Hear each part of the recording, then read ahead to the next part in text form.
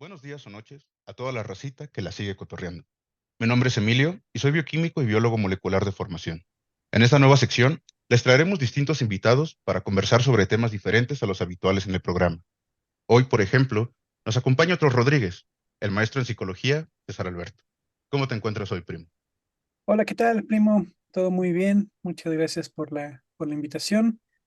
En estas fechas, particularmente de cierre de año, siempre se vuelven un poco ajetreadas. Y sí han sido como semanas correteadas y todavía falta una más, pero ya con vísperas de ver las vacaciones. Sí, sí, sí. Siempre es bien complicado el fin de año. Justamente estamos igual con el programa, tratando de sacar, si nos sale bien, incluido otros 5 programas antes de que acabe el año. Entonces, Ok. pues bueno, pues demos inicio al programa. Este día conversaremos acerca de una rama de la psicología en particular, la psicometría. De antemano, disculpen mi ignorancia sobre el tema, porque no sé absolutamente nada de psicología. Pero bueno, partiendo de esta premisa, lo primero que quisiera abordar es esta distinción de la psicometría como parte de la psicología experimental. Es decir, la psicología se divide entre teórica y experimental, y si es así, o sea, ¿cuáles son las implicaciones de cada rama? Ok. Bueno, pues realmente la psicología es algo pues, sumamente amplio. De hecho, incluso cuando estaba como viendo qué estudiar, revisar las diferentes como ramas que había, te puedo comentar que por mi mente pasó incluso física, pasaron medicina, pasó biología. Yo creo que si hubiera habido actuaría en la universidad donde estuve, igual hubiera sido como un punto que me hubiera gustado. Sin embargo, cuando empecé a escuchar psicología, me llegó esta parte como de, pues es que en cualquier lugar donde haya un proceso psicológico, ahí puede haber un psicólogo. Realmente es una carrera muy metiche, y pues eso fue algo que a mí me gustó porque dije, aquí hay una gama de posibilidades tremendas, ¿no? Incluso hace un momento estaba dando una sesión de orientación educativa y les decía justo a estos chicos que o sea, la verdad, cuando empecé a ver como de trabajar 100% en una oficina o estar todo el tiempo en un laboratorio, como que ya no me gustaba, no me acababa de convencer. Y en cambio con la psicología como que vi esta opción de no solo estar en un solo lugar, sino estar como en diferentes escenarios. Esto lo comento básicamente porque así es o sea, la psicología generalmente en la licenciatura como la dividimos es más que nada por áreas, de en dónde vamos a estar trabajando. Si es en mi facultad en particular estaba el área laboral, dentro de las organizaciones, dentro de las empresas, y ahí de repente como que nos peleamos un poco con los administradores de empresa. Están psicología social, que igual ahí también tenemos a veces estas pugnas con sociología, pero también ahí se trabaja desde esa parte. Está la psicología educativa, también ahí tenemos de repente hay situaciones con pedagogía. Tenemos la psicología clínica, que es la normal, la que casi todos conocen o se imaginan al psicólogo con el diván dando psicoterapia. Y dentro de la clínica también podemos encontrar la neuropsicología, que ya es como la parte, a lo mejor un poco más cercana a la medicina, o que se va a tener más contacto en ese sentido, donde pues trabajan justamente como el desarrollo neurológico. Entonces, más que nada como que se divide en esas áreas y en la Ya. licenciatura lo que uno ve o lo que uno como que revisa es como una primera embarrada quizás de una de esas áreas, en el mejor de los casos. Y Ah, ya en el posgrado es cuando ya uno se va especializando como tal. De hecho, se sugiere, por ejemplo, para la clínica, para dar psicoterapia, que uno no podría dar psicoterapia saliendo de la licenciatura, aún con la cédula profesional, sino que requeriría de un posgrado para poder dar las sesiones, por ejemplo.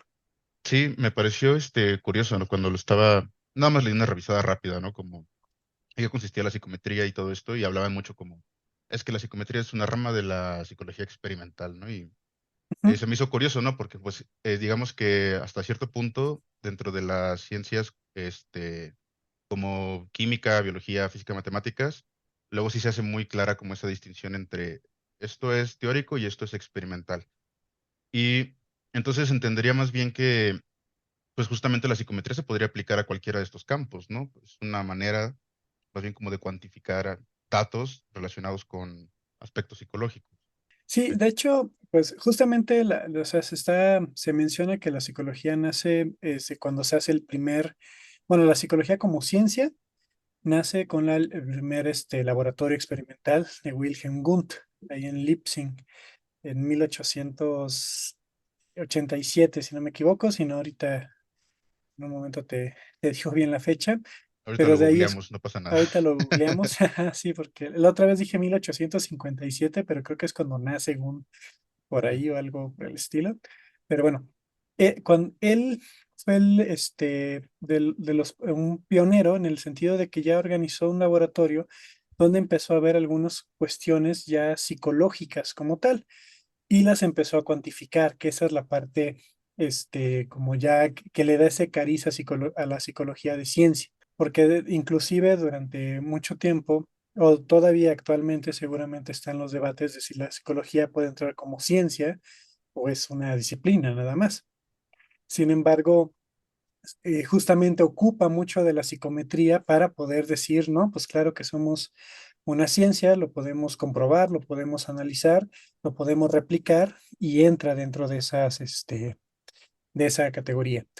Este, y pues sí, realmente la psicometría puede, o sea, el diseño de instrumentos, el querer medir algo en el ser humano, puedes hacerlo a manera social, puedes hacerlo justamente desde el grupo, cómo se está comportando, hacer una técnica sociométrica, puedes hacerlo en la educación, que es donde, en mi caso, en la rama donde más me he especializado, puedes hacerlo desde la parte laboral, también para diseñar, por ejemplo, esto que hacen las empresas de detección de necesidades de capacitación. Normalmente lo que utilizas es un instrumento que detecte esas necesidades o también para la contratación de personas que puedes diseñar. Bueno, se pueden diseñar instrumentos ad hoc o ya hay varios instrumentos desde proyectivos hasta ya con ciertas métricas estandarizadas que se aplican en diferentes ramas. Dentro de la clínica también se puede ocupar la psicometría como tal y ya también va a depender mucho dependiendo de las ramas, qué tanto se van a usar. Por ejemplo, te podría decir que dentro de la psicología educativa y laboral es donde más van a hacer uso de las partes psicométricas, porque van a tratar de buscar datos más cuantitativos. Sin embargo, en la social y en la clínica, no van a hacer tanto uso de la psicometría estadística, por lo menos, porque van a irse a cuestiones más cualitativas. Es decir, van a hacer a lo mejor una entrevista en la parte social, en grupos focales, donde pues ahí no es tanto el numerito, sino lo que puedan decirte lo de las percepciones que tengan sobre un cierto elemento, por ejemplo, o ya dentro de la clínica, pues ya cuestiones más enfocadas hacia, bueno, por ejemplo, pruebas proyectivas, ¿no? Es el HTP, que te hacen dibujar la casa, el árbol y la persona. O sea, sí hay ciertos estándares y hay ciertas normas, pero no sé, pero ya no con la misma rigurosidad que tendrías a lo mejor en educación para hacer el examen para ver quién entra o no entra dentro de a una carrera universitaria. Ok. Mira, hay creo que aquí varios puntos sobre los que podríamos hablar. Eh, dos como nada más notas al pie que me parecieron interesantes. Es lo que mencionaste al mero principio, que decías, ¿no? Que donde había un proceso psicológico podía entrar la psicología, ¿no? Creo que lo dijiste de esa manera. Ujú. Eso me pareció como muy, muy bonito y una manera muy, o sea, una muy buena premisa para tomar la decisión de querer estudiar estos temas, ¿no? Me parece como muy, muy bien, como muy acertado, ¿no? Y lo que mencionabas ahorita de la terapia, fíjate que justamente mi mejor amigo es psicólogo y él me había contado esta cuestión, ¿no? Él, digo, en algún momento quisiera hacer, dar terapia, pero como mencionas, ¿no? Se requiere por lo menos el posgrado, o sea, no puedes ir directamente a dar terapia. Entonces, también para que, en ese sentido, pues, digo, quienes nos estén escuchando, no falta el vivo que recién egresado ya quiere dar terapia, ¿no? Que bueno, nuestro tema de hoy no es dar terapia, así que nada más lo dejamos ahí como dato. Retomando otra vez un poco esta cuestión, también me pareció interesante cómo mencionas que prácticamente la psicología o uno de sus argumentos para, como entre comillas, ganarse esta concepción como que es una ciencia, tiene mucho que ver con la psicometría, porque ahora es como te demuestro que puedo medir esto y lo puedo analizar, obviamente, estadísticamente. Y bueno, no sé, fíjate que, o sea, yo no sé cuáles son los requerimientos necesarios para que una disciplina se considere ciencia, pero sí llama la atención esta cuestión de por lo menos tiene que podernos medir algo, ¿no? Pero bueno, no sé ahí tú cómo lo veas desde tu perspectiva como psicólogo. Pues ahí, como te digo, también creo que depende mucho de del área como tal o en la cual uno esté trabajando. Por ejemplo, dentro de la clínica o uno como de pronto de lo que entran bueno, también dentro de cada área, más bien para que se entienda mejor el concepto, hay también diferentes enfoques. Entonces, por ejemplo, el enfoque conductista sí se fue mucho hacia la parte experimental y mucho a lo que se puede observar. De hecho, las primeras intenciones conductistas era como aquello que no puedo observar es la caja negra, ¿no? Y ni siquiera me voy a poner a preocuparme, ¿no? O sea, a mí lo que me interesa es ver la reacción que tienes, que puedo ver, que puedo medir, pero lo que estés pensando, eso me tiene sin cuidado, ¿no? Mientras obtenga la respuesta que quiero. Entonces, pero se fueron muy en ese sentido. Ya actualmente, ya la corriente conductista ya no es tan así cerrada de solamente lo que veo. Obviamente ya introduce ciertas cuestiones desde modelos neoconductistas, el contextualismo, el interconductismo, pero por ejemplo, en algunos congresos estaba mucho la idea de es que deberíamos de hacer unas facultades de análisis de la conducta o de análisis del comportamiento y dejar a los psicomagos que hagan sus cosas, ¿no? O sea, que hagan sus locuras y den ahí sus terapias, porque justamente, o sea, mismo dentro de la psicología, pues es esta división de, bueno, es que nosotros, si hacemos ciencia, si hacemos experimentos, si hacemos cosas que se pueden comprobar, y allá ustedes pues hacen sus locuras, hacen ahí ya más pegado al chamán, a los gurús, ¿no? Y pues ya eso ya no lo consideramos ciencia. Eh, Creo que se puede dar, de hecho, bueno, te comento un poco de la parte clínica. Mi esposa justamente, ella es psicóloga y ella sí es psicóloga clínica, actualmente da terapia. Y pues, por ejemplo, yo veo su ejercicio y veo que pues busca artículos, usa terapia basada en evidencias como tal, ¿no? Y si hay hoy un trabajo, pues, previo a la sesión, ¿no? No solamente llegar y empezar ahí y cómo te sientes, ¿no? Sino esta revisión. Sin embargo, en muchos casos, o ya el problema que se llega a ver dentro de la clínica es el hecho de, bueno, yo doy mi ejercicio clínico y solo yo lo sé que estoy dando, ¿no? Y ya no se explica o ya no se dice o ya no se publica justamente pues lo que estoy haciendo me funciona o no me funcione, ¿no? Y ese es el problema que de pronto llega a entrar en este cariz de, bueno, es que ni siquiera sé lo que estás haciendo, no sé si estás dando resultados, si no los estás dando, ¿no? Pero pues, Ah, pues estás llevando todo un proceso de terapia, ¿no? sí, o también Y, incluso y qué consideras un resultado satisfactorio también, ¿no? Como qué tan claro puede estar que esta posible catarsis que tuvo el paciente gracias a esta terapia, o sea, cómo tú consideras que eso es un buen o mal resultado. Ahorita que mencionabas lo del conductismo, sí, sí, ¿verdad? ajá, doctismo. Fíjate que ahí hay un tema bien interesante que está relacionado un poco con las neurociencias, que de neurociencias tampoco sé mucho, pero conozco un par de científicos que se dedican a eso, muy interesante. Pero fue algo que llegamos a discutir incluso alguna vez en clase de biología del desarrollo, que biología del desarrollo prácticamente es cuando de una célula hasta que naces, ¿no? Prácticamente, porque en realidad hay muchos mecanismos de la biología del desarrollo que igual se siguen analizando como dentro de los procesos ya de adultez, que bueno, es como la diferencia entre desarrollo y crecimiento. Pero bueno, eso es otra cuestión. Eh, pero me acordaba que, por ejemplo, creo que había uno, o sea, uno de los más como psicólogos más famosos del conductismo habían hecho unos experimentos, creo que con perros, ¿no? O sea, han hecho muchos experimentos usando pues animales como mm, modelo, justamente como, por ejemplo, se puede hacer no sé, para probar un medicamento, ¿no? ujú, Entonces, pues se utilizaban, ¿no? Animales como modelo, digamos que de manera análoga, como se ha hecho en otras diferentes ciencias. Y la cuestión ahí es como qué tan buen modelo es, por ejemplo, un perro para estudiar algún aspecto conductual en un ser humano, o sea, qué tan extrapolable es, porque, y aquí es donde viene esto que discutimos hace unos años en esta clase que tomé, es que hablábamos cuando estábamos viendo neuronas y todas estas cosas, es cómo es que cambia la percepción del mundo dependiendo de tu especie. Y también, obviamente, la discusión de realmente qué tan inteligentes son otros animales como perros, gatos o hasta no sé, lo que sea, ¿no?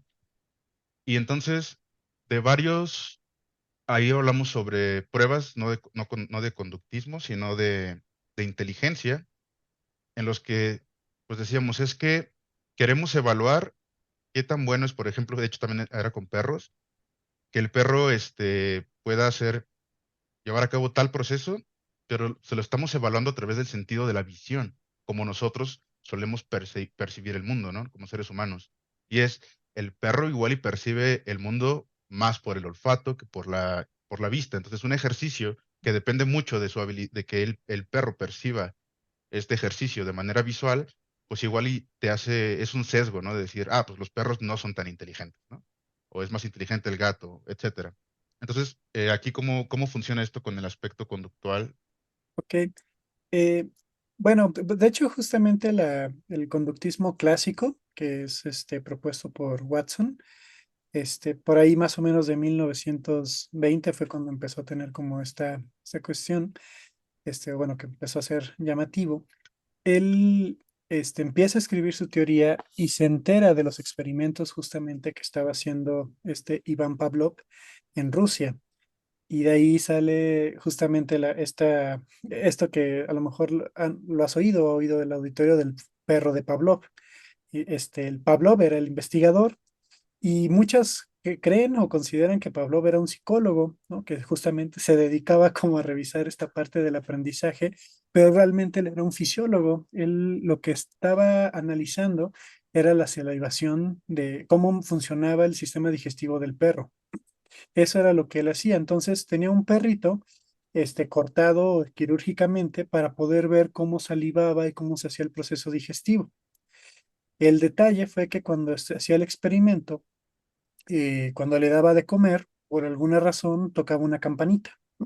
Entonces, cada vez que llegaba y tocaba la campanita, pues le daba, el perro empezaba a salivar, pues comía como tal y pues ya todo el proceso.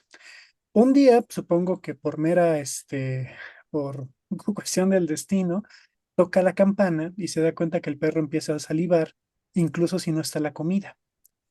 Y entonces eso es lo que empieza a describir y es cuando se empieza a formar la idea del estímulo incondicional, respuesta incondicional. ¿Qué significa esto? Algo que me va a producir, un estímulo que me va a producir una respuesta. Es decir, así como a nosotros cuando en el recreo sonaba la alarma y ya nos empezaba a dar las ganas de comer nuestro lonche, así como tal, al perrito pues igual sonaba la campana y como estaba durante un largo periodo de tiempo a la misma hora y cada vez que sonaba la campana le daban el alimento, él aprendió a asociar que cada vez que sonaba la campana iba a comer. Entonces, este estímulo neutro, que es una campana que a lo mejor 5 años antes del experimento no le hubiera provocado nada, se vuelve un estímulo condicionado. Entonces, cada vez ahora que oye la campana, considera o asoció ya la parte de la comida y considera que va a comer. Entonces, tiene una respuesta condicionada a la campana, que no es tan potente o tan fuerte como la comida como tal, es decir, no va a salivar la misma cantidad, va a salivar un poco menos, pero eso sucede. Y esto como tal, o sea, de hecho, es muy interesante ahí esta cuestión porque en Estados Unidos empieza a haber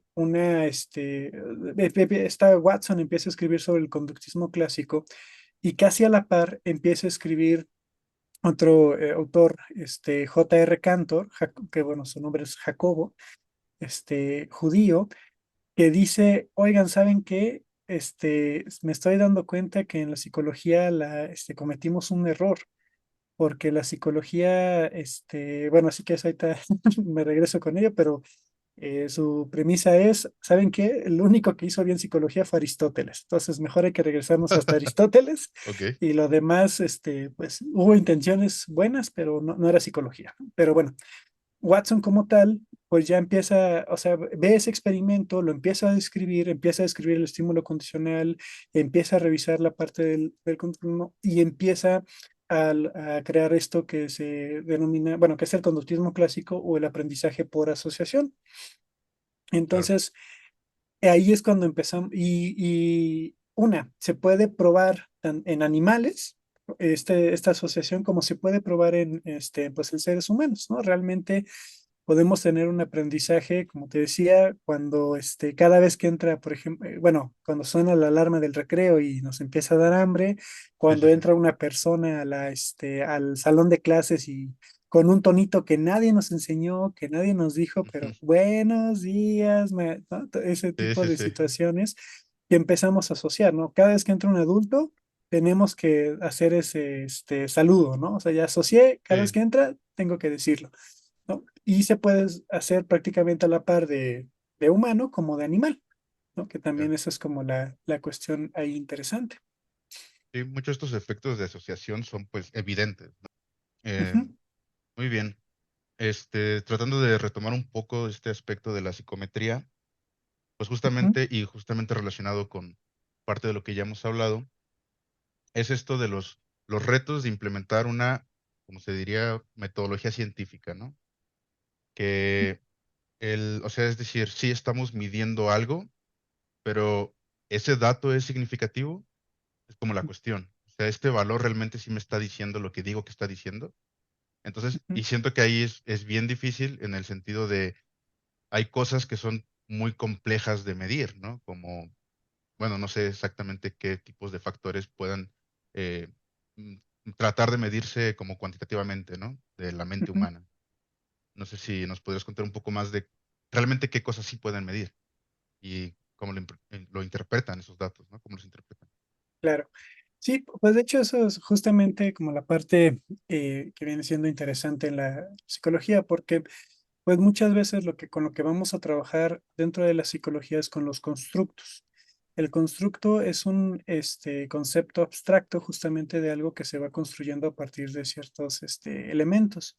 Por ejemplo, la imaginación.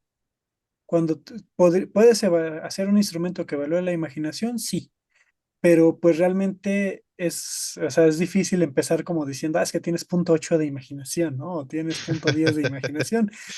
Sí, Generalmente lo que se hace es buscar como indicadores de qué podrían estar diciendo que sí hay imaginación, ¿no? Y ahí se inicia un trabajo que pues pasa por diferentes fases, ¿no? O sea, es decir, por ejemplo, vayamos a la imaginación. Yo quiero evaluar la imaginación y quiero tener ahí como un punto que me diga si las personas tienen imaginación y aparte quiero hacer una intervención donde favorezca, haga que las personas imaginen más. Entonces, para poder comprobar que realmente mi intervención funciona, necesito construir un instrumento que evalúe la imaginación antes y después de mi experimento, ¿no? Entonces, o de mi intervención.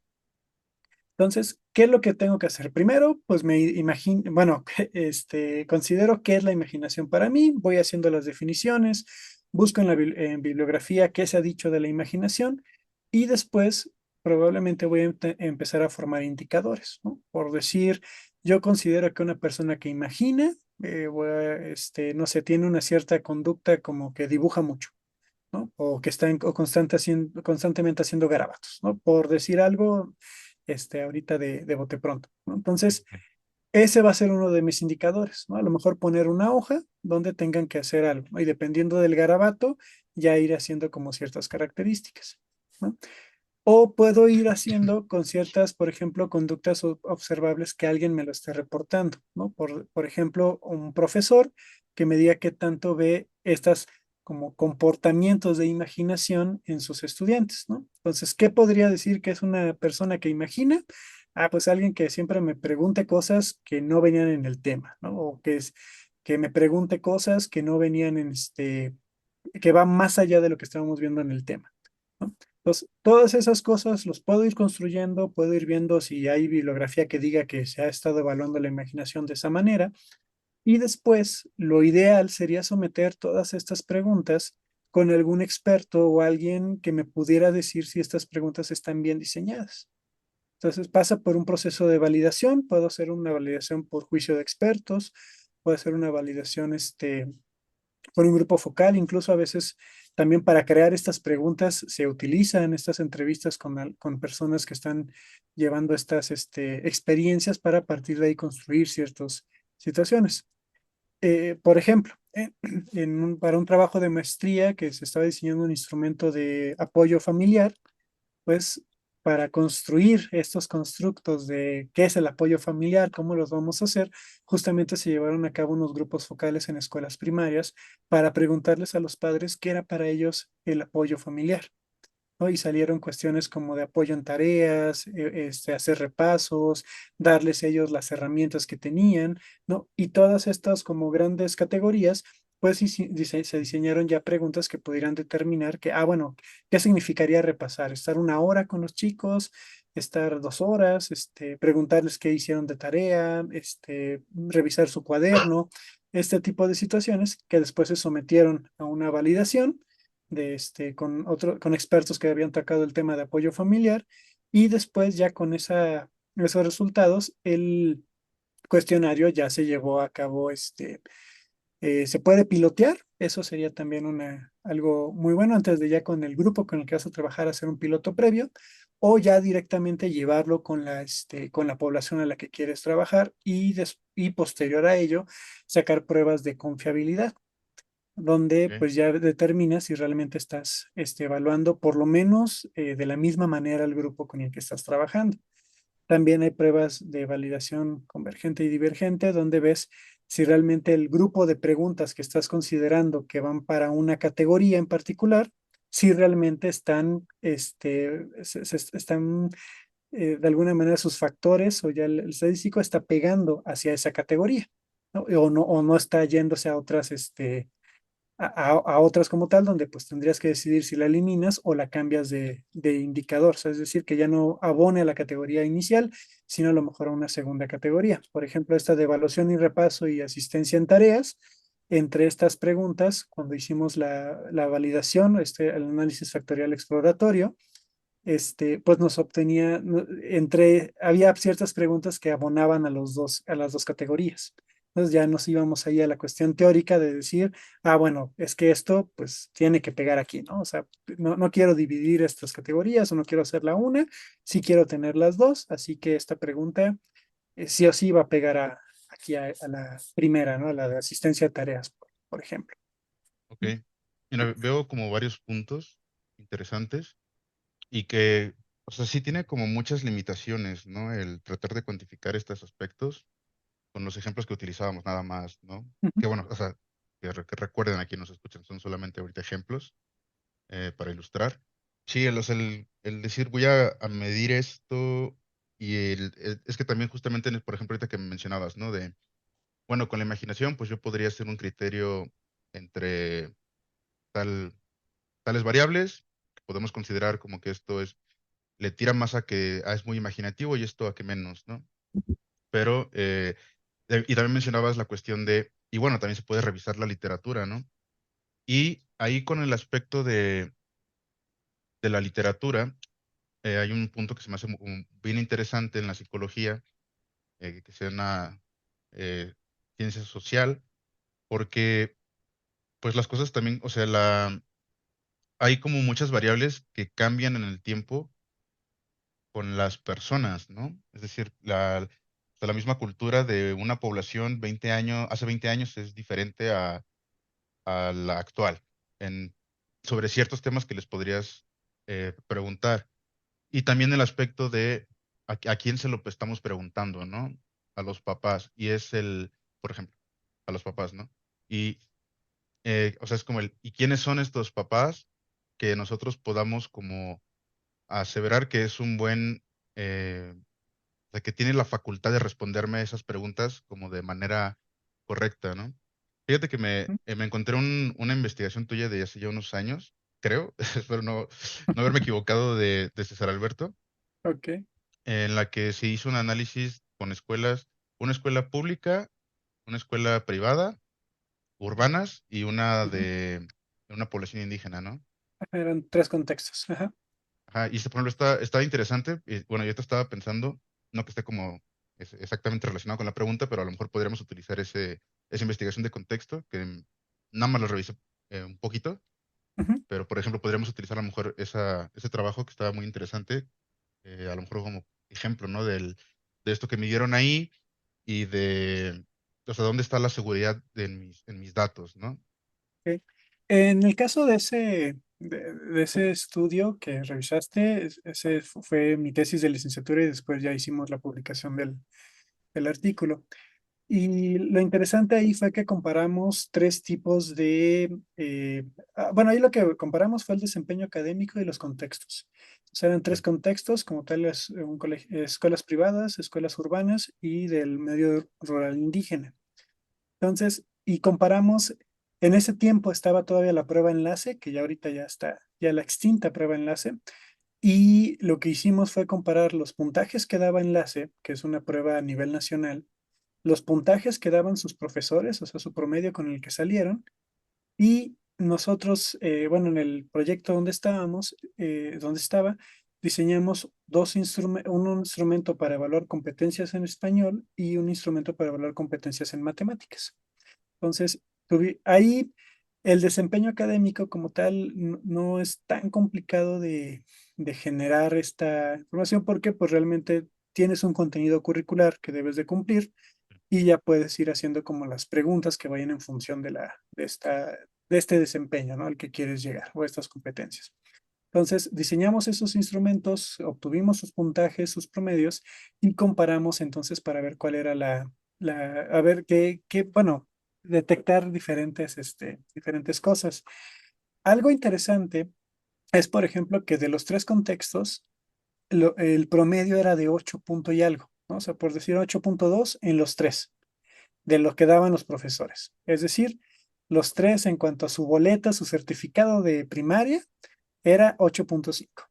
Sin embargo, ya cuando comparabas esto con la prueba enlace, los de colegio privado tenían un puntaje casi por encima de 200 puntos en comparación de la rural e indígena y como de 150 de los de la urbana, ¿no? Entonces, realmente algo de lo que se concluía era de que pues un 8.5 en esas escuelas privadas no tenía el mismo valor realmente que el 8.5 de una escuela urbana o una escuela, o bueno, de las escuelas urbana o rural indígena que Claro, claro. participaron en ese análisis, ¿no?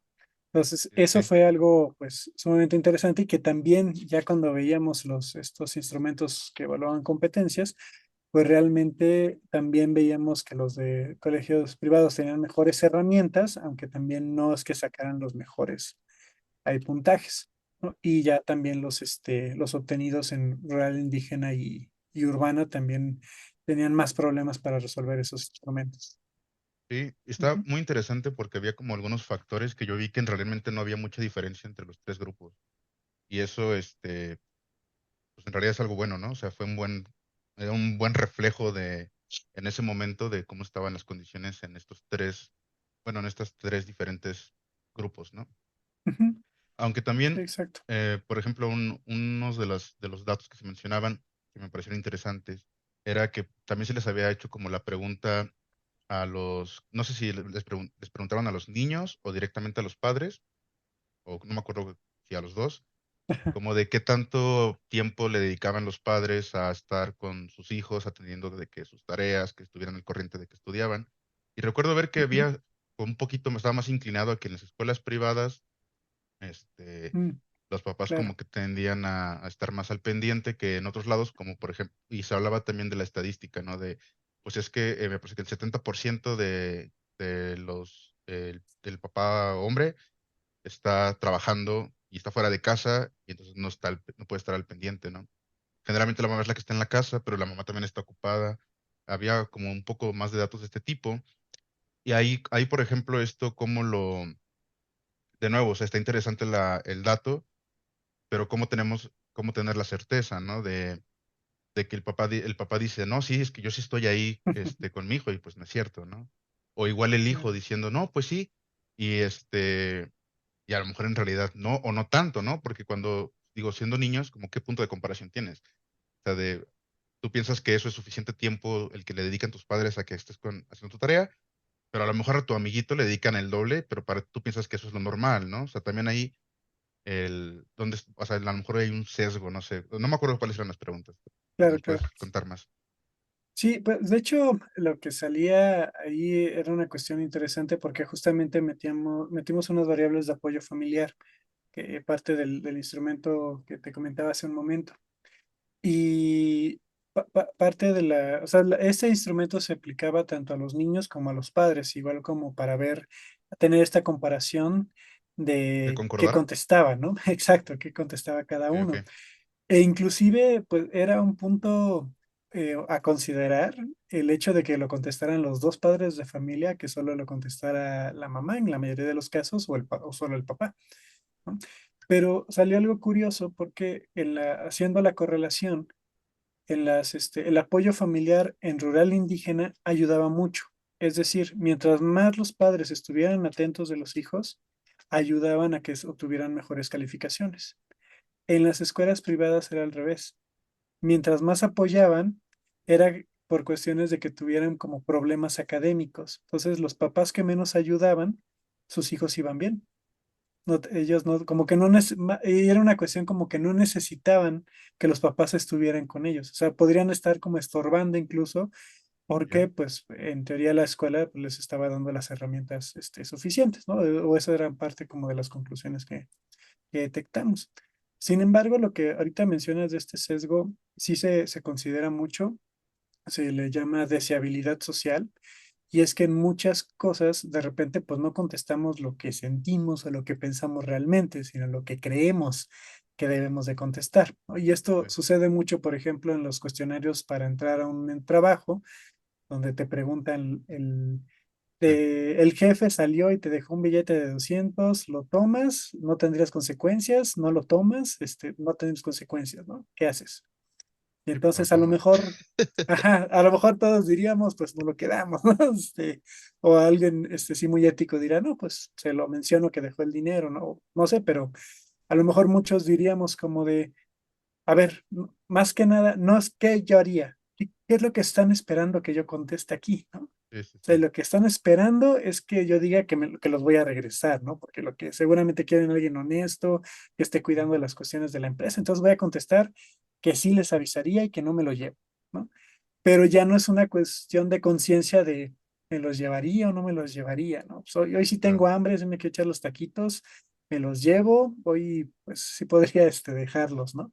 O incluso una situación hasta diferente neta, no tengo nada de comer hoy y no me van a Ujú, pagar hasta mañana, ¿no? O sea, que exacto. ya ni siquiera es tanto una cuestión como porque a lo mejor no sé, en el 90% de los casos no lo tomaría, pero en el 10% de situaciones que no puedo predecir, tal vez ahí sí los tomaría. Entonces, Ujú. bueno, por decir algo. Continúa, Sí, sí, continúa. sí. No, sí, pero es justo o sea, ahí tú y yo ahorita estamos haciendo como la cuestión de, ¿lo tomaría o no lo tomaría? ¿Por qué? Pero ya este tipo de cuestiones de deseabilidad social se vuelve a qué es lo que creo que quieren que responda. Y justamente esto, pues sí lo teníamos en consideración que podía pasar en lo de apoyo familiar, ¿no? Digo, un padre de familia que diga, no, ¿cómo voy a poner que nunca lo ayudo, que no le reviso Sí, tareas, que soy el padre del año, ¿no? Y pues sí, ya había situaciones donde sí el niño pues, ponía lo que decía el papá, había otras que sí los dos estaban totalmente distintos, ¿no? O la visión, inclusive cuestiones de que el niño ponía, mi papá está viendo todo lo que hago y el papá,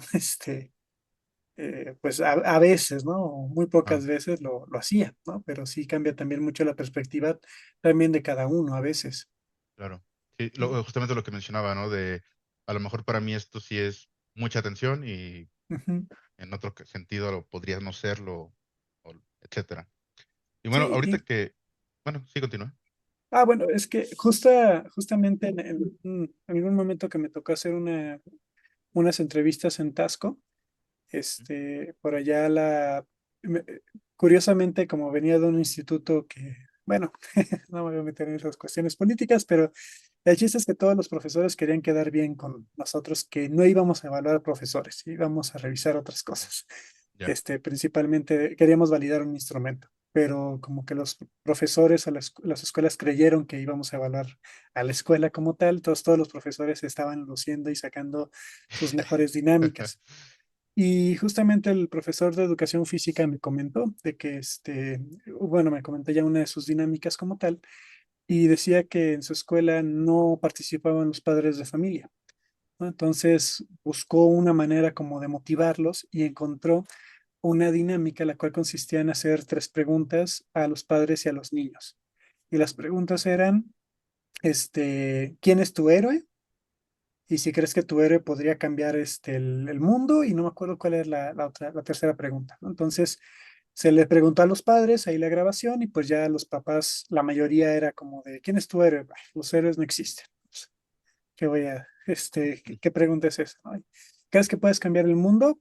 Pues no, soy el taxista, soy la que vende las gorditas, soy, no sé, etc. ¿Cómo voy a cambiar yo el mundo, no? Y luego las mismas preguntas se les hacían a los niños. Y la gran mayoría es de quién es tu héroe. Ah, pues mi papá. Ah, pues mi mamá. ¿No? E igual así como de, oye, ¿crees que tu papá cambiaría el mundo, tu mamá?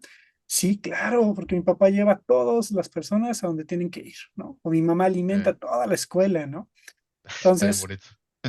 exacto, sí, sí, sí, uno se pone sentimental con esa dinámica y pusieron esa grabación de todo lo que hacían los niños y los padres ahí con todos los papás de familia, ¿no? Obviamente esto sirvió para que ya los padres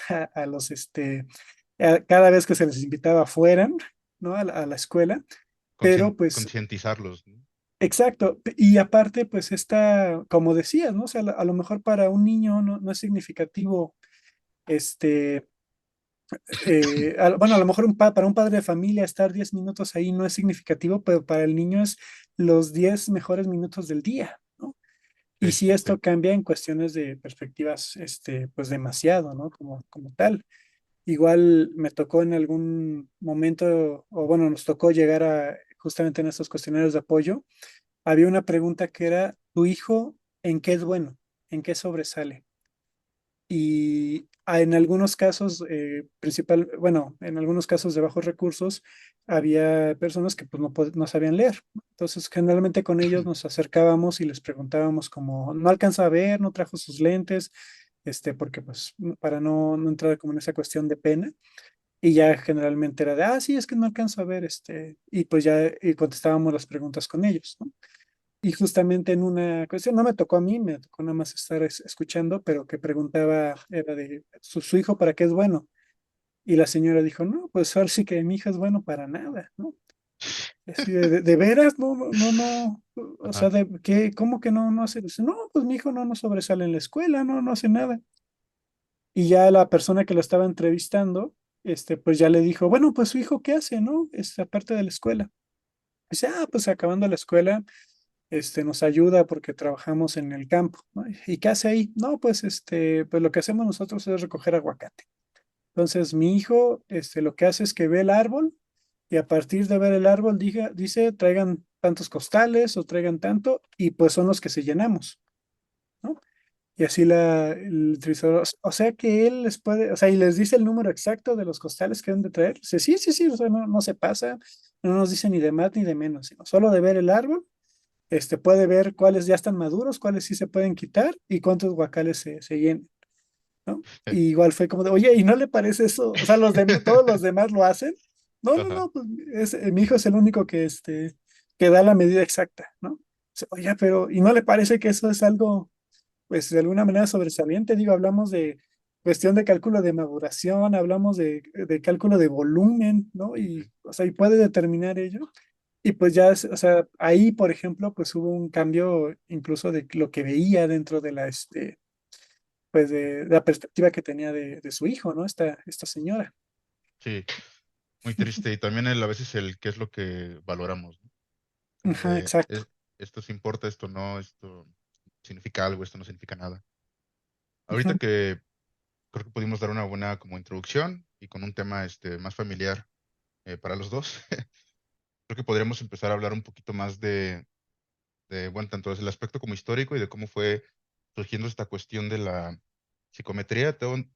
Ahorita ya nos mencionaste algunos, pero yo tenía aquí anotado a Binet y Simon, Alfred Binet y Theodore Simon. No sé si Sí, nos sí, sí. podrías contar un poco, no es cierto, perdón. Eh, Primero iban, estos creo que ya los mencionamos, ¿no? A Galton y Cattell. No, pero bueno, van de la mano ellos como tal. O sea, Francis Galton, por ejemplo, es de estos personajes fuera de serie, cuando todavía era de filósofo, matemático, geógrafo Ah, y ya, todas sí. las profesiones. Y pues realmente Francis Galton estuvo en muchas cuestiones. Hace rato mencionaba, hicimos una correlación, justamente la correlación nace de los análisis que empezó a hacer Francis Galton. Sin embargo, bueno, Cattell hay una prueba de no de coeficiente intelectual, pero que tiene que ver con inteligencia. A lo mejor sí es coeficiente intelectual, no me acuerdo ahorita muy bien, pero con Cattell.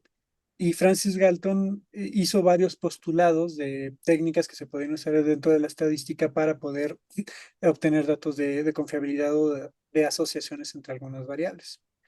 En el caso, por ejemplo, de Simón no, de Binet y de De- Simon, ellos están ahí en Francia y ahí a sí, ellos lo que les piden de parte del gobierno es crear una prueba que pudiera determinar dentro de las escuelas. Lo que querían hacer en Francia era como ver qué población necesitaba apoyo, es decir, determinar quiénes tenían a lo mejor un bajo coeficiente intelectual. Entonces, justamente Binet empieza a tener le encargan como tal hacer el desarrollo de este instrumento y empieza a ver la cuestión de la edad mental, la cuestión de la inteligencia y empieza a determinar qué se necesitaría. En un principio, yo creo más o menos que hasta los años 60, la inteligencia como tal es meramente matemática, ¿no? Es meramente, bueno, es lógica matemática, más que nada, ah, ¿no? O sí, sea, esa es como la única inteligencia y es lo único que va a determinar si uno es inteligente o no es inteligente. ¿No? Ya a partir de los 60, teóricamente se empieza a decir, creo que hay algo más, ¿no? La inteligencia no puede ser solo medida por las cuestiones matemáticas, pero ya prácticamente hasta los 80s, 90s es cuando ya se empieza a mencionar el hecho como de otros tipos de inteligencias. Binet empieza a trabajar con este instrumento como tal y actualmente hay un instrumento con su nombre, que obviamente se ha actualizado, se ha mejorado y se ha cambiado al paso del tiempo. Sin embargo, previo a ello, o sea, la psicometría como tal, que sería como la medición de cualquier aspecto humano, desde las cuestiones métricas, cuestiones físicas, siempre como que ha sido interesado. De hecho, por desgracia, la psicología como tal no es muy, o por lo menos la psicología que tenemos en México está muy influenciada por las escuelas europeas y estadounidenses, ¿no? Pero no, apenas o muy pocas veces se habla de escuelas latinoamericanas y pues para nada, nada que tenga que ver con asiáticos, o sea, China, Japón, ya, no hay como tal ese tipo de influencias. Sin embargo, en China, desde muchísimo antes de Simon, como tal, ya había pruebas donde revisaban a candidatos a ciertos puestos de gobierno principalmente y se les hacía la medición y aparte, cada 3 años tenían que volver a hacer el mismo examen y estar en los primeros lugares para mantener el puesto. O sea, ok, y eran exámenes que duraban 3 días. Revisas así eran, ay, perdón, por aquí ando, no pero te sí, o sea, preocupes. eran, pruebas, pues así, enormes que medían desde si podían correr tanto tiempo, desde si sabían ciertas cosas, etcétera, para poder, pues, ganarse la chamba y después mantenerla. Sí, Sin embargo, pues ya en Europa como tal también empiezan a tener como esta idea de ir sacando métricas. Y lo que sucede en la mayoría de las cuestiones psicométricas es justamente obtener como la norma. También por ahí, no sé si has oído hablar de la campana de Gauss, que es justamente esta, que es igual para nuestros radioescuchas, como imaginarse a los que conocen la historia del Principito, la serpiente que se comió el elefante, justamente gorda de en medio y a los lados más plana. Esa es un poco la idea de la campana de Gauss, donde la mayoría de los comportamientos humanos o de las características humanas van a comportarse como una normal, en el sentido de que va a haber un cierto rango donde casi todos vamos a caber y va a haber algunos extremos. A esos extremos dentro de las psicometrías donde empieza, donde como que hay algo raro, ¿no? De lo que vamos a tener que investigar, de lo que vamos a tener que ¿sí? intervenir o eliminar, ¿no? Que esa es también la otra situación de pronto. Pero obviamente estas normas, como decías hace un momento, pues van cambiando socialmente, ¿no? O sea, que cada año pueden irse cambiando. Por eso, por ejemplo, ahorita la prueba PISA, que salimos, que apenas acaban de salir los resultados y que México bajó algunos puntos, es en función del promedio pasado. Pero pues Sí. igual como tal son promedios, o sea, es una aproximación estadística. Siempre en la estadística vamos a ver un error, siempre vamos a tener un error de medida que se debe de considerar, pero es una aproximación al final de cuentas, ¿no? Y va en función de lo que toda la población esté llegando a ese punto, esté cayendo. ¿Y esta prueba de qué es? ¿Cuál? ¿La prueba PISA? La prueba PISA es una prueba que hace la OECD, que es financiada por la ONU y que se aplica a diferentes países a nivel del mundo a la población de 15 años.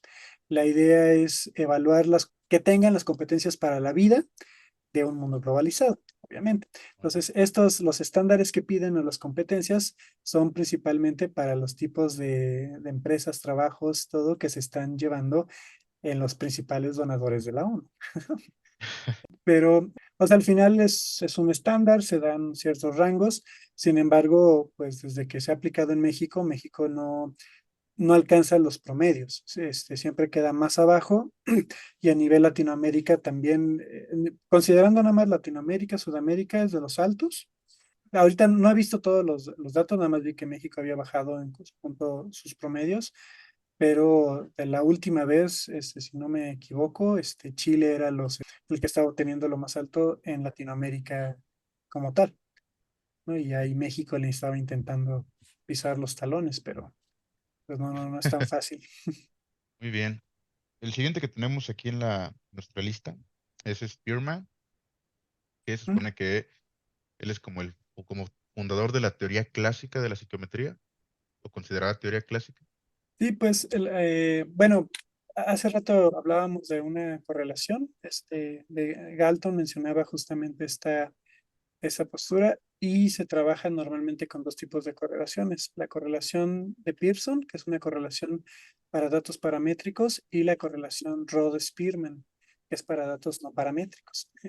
Entonces, como tal, igual esto nos permite de alguna manera trabajar con ciertos tipos de datos para poder hacer pues ya análisis de comparar ciertas variables y ver si hay una relación de una con otra. Ese sería como el trabajo Ah, que puede hacer. Y pues sí, realmente también se usa mucho Spearman, incluso para datos paramétricos, pero con variables donde el constructo es algo, pues como decíamos hace un momento, ¿no? Por ejemplo, el de imaginación, que a lo mm. mejor queda muy subjetivo, se llega a emplear la Rode-Spearman. Y bueno, leí que justamente después una como de estas igual herramientas, creo que estadística, que les servía mucho a la psicometría o que implementaron fue la teoría de respuesta al ítem de Ujú. Rush, Sí, que creo que Rush ni siquiera era psicólogo, ¿no? Era matemático. sí. Sí, pues ahí, y bueno, hay dos tipos de teorías. La teoría clásica de instrumento, bueno, teoría clásica del test Ajá, y la teoría de respuesta al ítem, la TRI. Eh, la teoría clásica como tal es la que casi en la mayoría de los casos se utiliza. Es más fácil, es más accesible, no tiene tantas como lineamientos o fundamentos para emplearse, ¿no? Sin embargo, la limitación que considero yo más importante es de que los datos que obtengas de confiabilidad para tu muestra, no puedes como garantizar que van a ser los mismos para la siguiente muestra.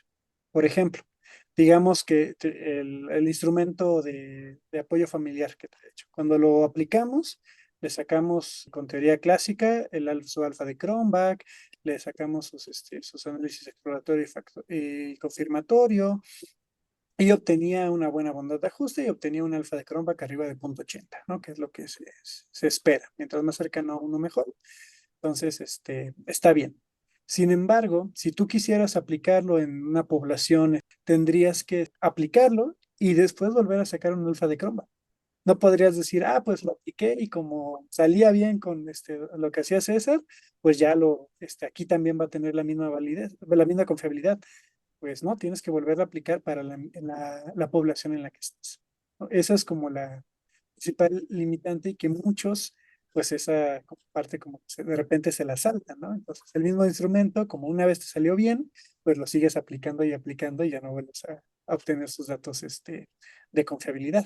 Y es un gran problema hablando específicamente de aspectos como la psicología, ¿no? Cualquier aspecto social en general, de que cada población puede variarte muchísimo. Exacto. Hablando justamente hablando de un país como México en el que, o sea, la cultura cambia mucho dependiendo de las regiones en las que te encuentres. Eso me imagino que debe tener ahí algunas implicaciones para algunos factores, no sé cuáles, pero eh, o sea, se ve muy difícil el poder aplicar la estadística para evaluar varios de estos caracteres que se suelen evaluar, ¿no? O sea, no tienen que como que construir métricas locales. Bueno, depende, ahí entra una cuestión justamente como del diseño de la investigación. Es decir, cuando tú vas a construir un instrumento, al inicio debes justamente decir, ¿va a ser a nivel nacional? ¿Va a ser a nivel regional? Solo va a ser para mi intervención, ¿no? ¿Qué teoría voy a aplicar? ¿Voy a usar teoría clásica de los test? ¿Voy a usar TRI? ¿No? Y pues bueno, también casi siempre lo que puede mover o no, cuánto me va a costar, ¿no? Si lo hago Claro. en papel, cuántas impresiones, si lo mando por Forms, pues a lo mejor me ahorro un dineral, pero va a depender de ahí de varias cosas, ¿no? Que quieras ver, ¿no? A lo mejor por Google Forms, pues no sabes quién te lo está contestando, a lo mejor es la misma persona, al que contrataste para que te contestara las encuestas es la misma, pero cambiándose el nombre, ¿no? Entonces, ese tipo de situaciones son las que pues las que tienes que contemplar en el diseño. Pero sí, o sea, por ejemplo, cuando haces una prueba, por ejemplo, PISA, pues sí se generan un estándar, en general, aquí a nivel, pues, internacional, y pues ya con esa misma métrica se evalúa todo. Cuando ahorita, bueno, cuando en México aplicaba la prueba Planea, también se buscaba categorizar ciertos estándares y esos estándares eran parejos para toda la población. Pero ahí justamente entramos como en algunos detalles, porque, o sea, por un lado ¿quieres saber una estimación a nivel nacional? Debes de poner una sola regla para todos. ¿Quieres saber particulares de cada uno? Pues ya no va a ser tan fácil equiparar un dato con el otro. Claro, sí, ¿Qué es lo que más te importa saber? Que obviamente las intenciones o para qué vas a usar los resultados, pues influye mucho en ello, ¿no? O sea, quieres saber como en qué estado de la República no se está llevando a cabo tan apegado el currículo que se está mandando a nivel nacional y para eso hacer cursos remediales. Pues entonces es una prueba estandarizada. ¿Quieres saber qué se necesita en cada contexto para a partir de ahí hacer adecuaciones curriculares? Pues entonces no apliques una prueba estandarizada a nivel nacional, ¿no? Vamos a claro. hacerlo a nivel de estado. Muy bien. Bueno, y volviendo a la pregunta de TRI, de la teoría de respuesta al ítem, o sea, como tal, la teoría clásica tiene esas bondades, tiene esas cuestiones. Sin embargo, la teoría de respuesta al ítem tiene sus ventajas, sus desventajas. La principal desventaja es que tiene ciertos como parámetros, o es más estricta respecto a los constructos que puedes meter. Casi siempre va a ir más hacia cuestiones, o sea, sirve mucho para cuestiones de desempeño, por ejemplo, para poder ahí hacer como la categorización o conocer la curva característica del reactivo y a partir de ahí tomar ciertas decisiones. La ventaja que tiene el TRI es de que ahí como el puntaje lo obtienes a partir del reactivo, no te importa cómo salga todo el examen en general, sino cuál es la característica del reactivo que necesitas. Y ese ya, digamos que se vuelve como la ficha técnica del reactivo, y ese no lo tienes que estar obteniendo en cada una de las pruebas que lo mandes.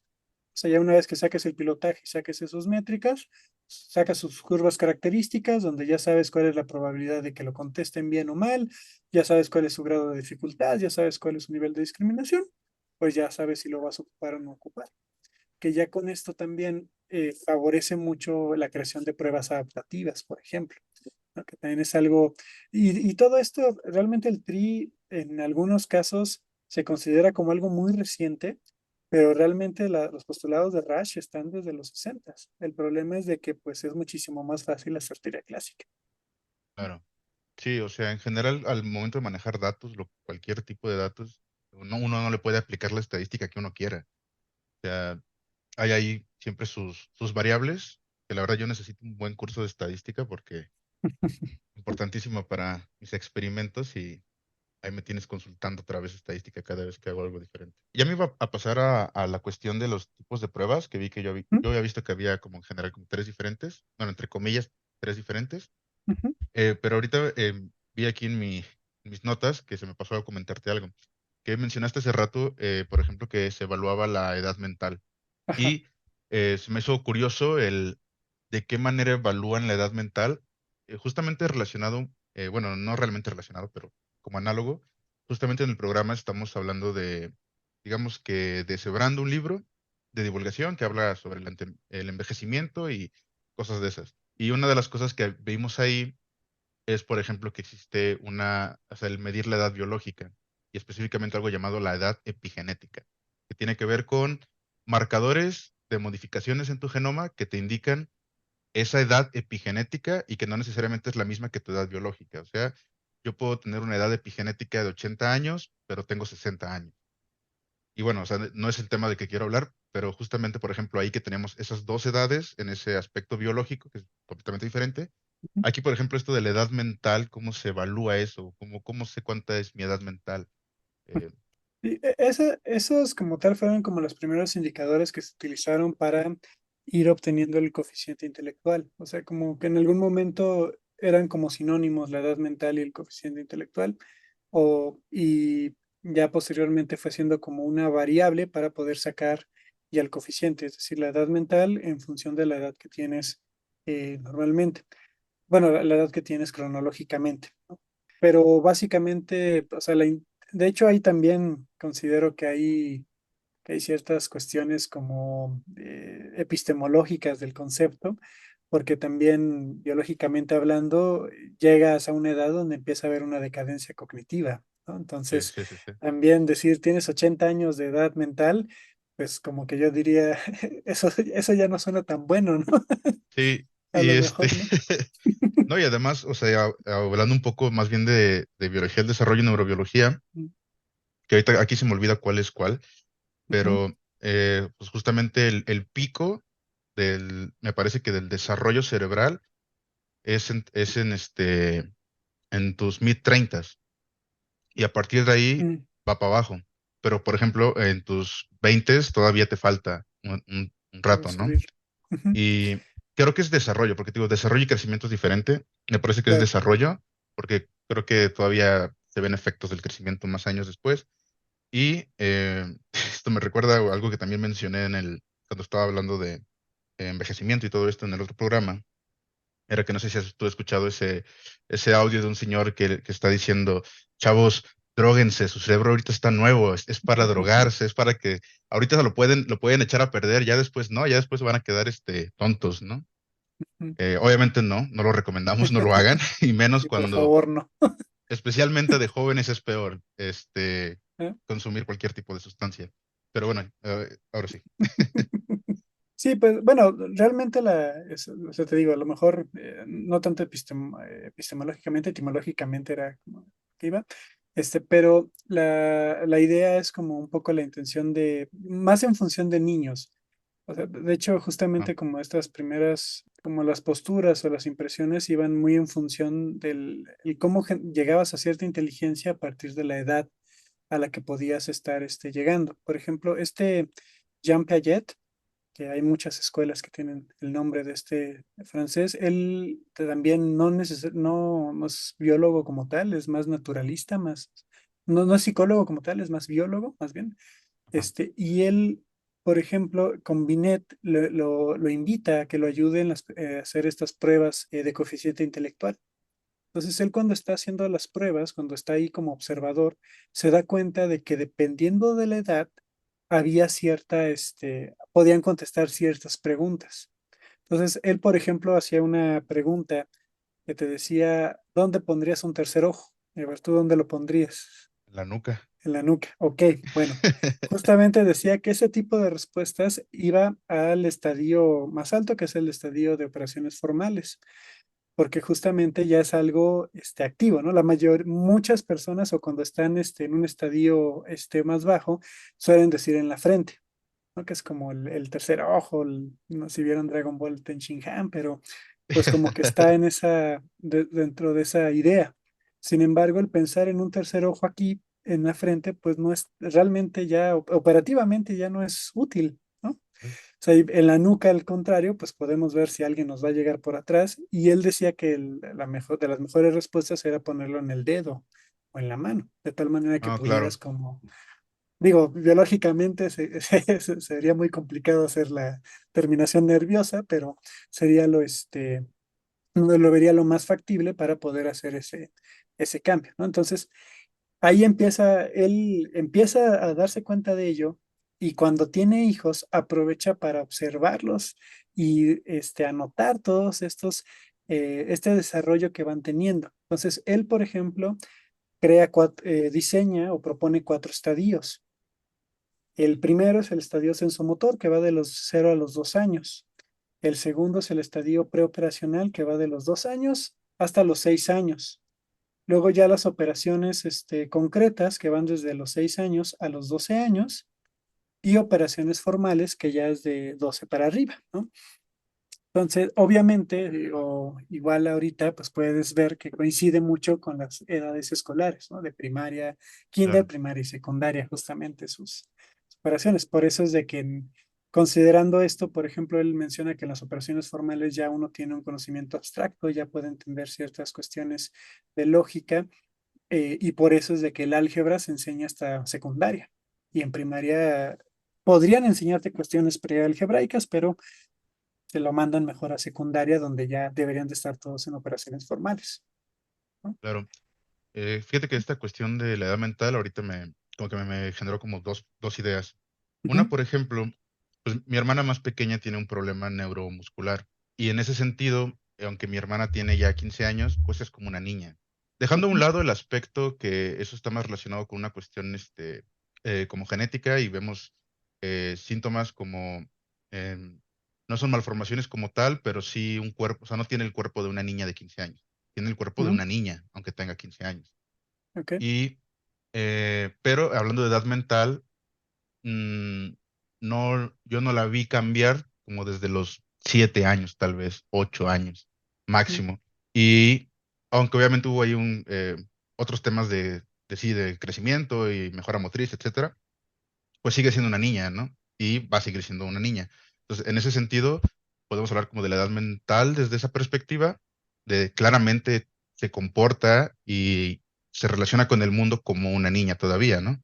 ujú, Pero también tenemos por el otro lado, que ahí no sé qué, si esté o no esté tan relacionado, esta cuestión de cuando los niños se ven obligados a madurar, o se dice, o sea, se dice coloquialmente a madurar mucho antes porque han sufrido alguna experiencia traumática que los obliga a crecer. Y entonces, ¿cómo funciona este aspecto a lo mejor de la edad mental de un niño, por ejemplo, de 12 años, que a lo mejor ahora por una situación tiene que enfrentarse ya a la vida adulta, de tengo que trabajar, de tengo que cuidar a mis hermanos, de tengo que llevar dinero a la casa y tengo que empezar a aprender a hacer cosas, a veces, por ejemplo, maquinaria, no sé, desde muy niños, ¿no? En estas situaciones que algo de la vida te obliga como a crecer más rápido, pero pues eso no debería, eso, o sea, tu edad mental sigue siendo la misma o sí cambia, son cosas diferentes, ¿no? y bueno, ahí en cuestión de maduración y como inteligencia estaríamos hablando de cosas distintas como tal. O sea, a lo mejor puedes hacerte consciente de que se requiere dinero para vivir, ¿no? Y que a lo mejor tus papás no tienen el dinero. Pues hablando, bueno, ahorita, por ejemplo, el ejemplo que dijiste de 12 años, estaríamos hablando de que ya cronológicamente, de acuerdo con Piaget, ya podrías estar hablando de operaciones formales, ¿no? Pero, por ejemplo, un niño de 8 años que estaría de acuerdo con Piaget en operaciones concretas, todavía puede hacerse consciente de decir, pues es que mis papás tienen problemas, están peleando, tengo que hacer algo como tal que va más allá como de lo que se esperaría que un niño de esa edad estuviera pensando, preocupándose por ello, ¿no? Pero la manera en la cual va a resolver esos problemas va a ser en función del estadio donde está, ¿sí? Pues esa es como tal la situación. A lo mejor O sea, no puede ya, haber, perdón, o sea, no ¿no? puede haber una como transición forzada de un estadio al otro. Forzada como tal, no. O sea, así como de hoy para mañana, no. Lo que sí puede funcionar y es algo, o sea, las primeras posturas de Piaget, prácticamente era como de con la edad, ¿no? O sea, si hasta que tengas los 12 vas a poder hablar de operaciones formales, ¿no? Sin embargo, sí mencionaba la cuestión de que pues dependía mucho del ambiente en donde estuvieras.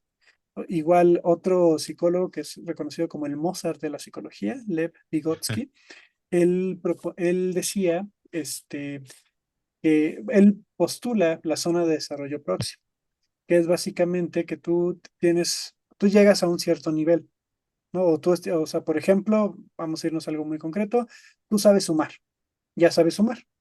¿Cuál sería tu zona de desarrollo próximo? Pues aprender a restar, ¿no? O sea, ya si sabes, ahora sí que adicionar, puedes sustraer.